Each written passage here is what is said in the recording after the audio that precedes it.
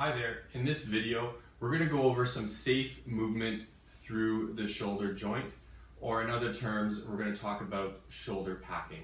So it doesn't really matter what type of movement you're doing through the shoulder, whether it's a push forward or above, a pull horizontally like this, or perhaps a vertical pull.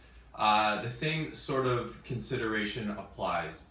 So our shoulder joint, or the upper part of your arm, the humerus bone, it fits into a very, very small concave space on your shoulder blade. And the head of the humerus, the upper arm bone, sits in that.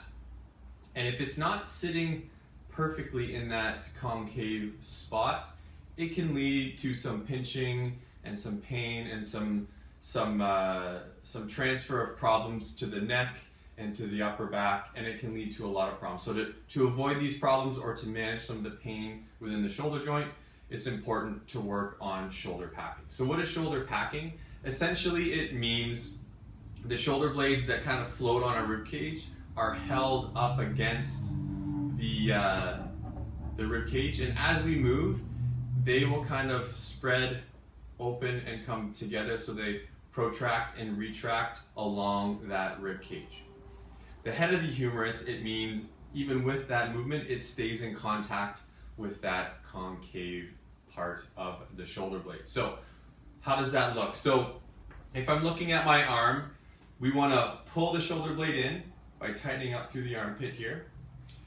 We then want to pull the head of the humerus in to the concave piece of the shoulder blade. So this would be called unpacking, this would be called pack.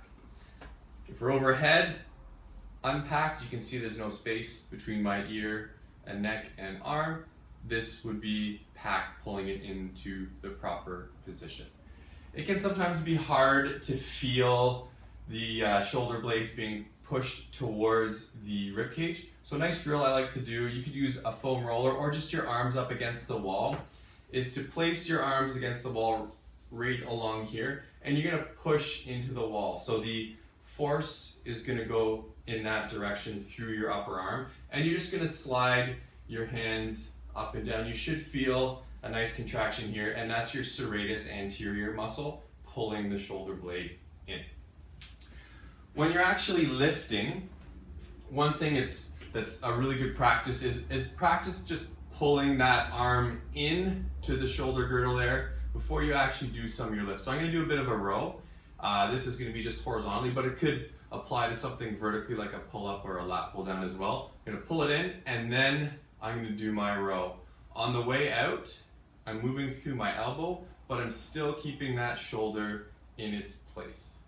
So that's a nice shoulder packed row.